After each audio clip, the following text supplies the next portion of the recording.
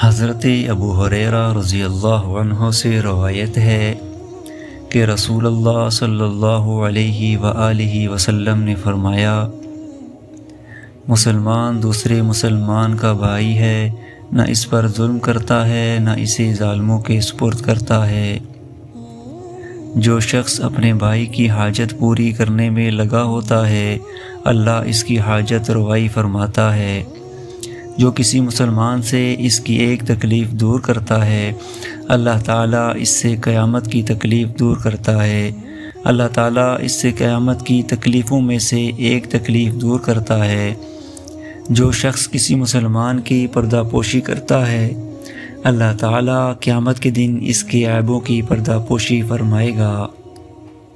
حضرت ابو ہریرہ رضی اللہ عنہ سے روایت ہے کہ رسول اللہ صلی اللہ علیہ وآلہ وسلم نے فرمایا، قیامت کے دن تم سب حقداروں کے حقوق ان کو ادا کرو گے، حتیٰ کہ اس بکری کا بدلہ بھی جس کے سینگ توڑ دیے گئے ہوں، سینگوں والی بکری سے پورا لیا جائے گا۔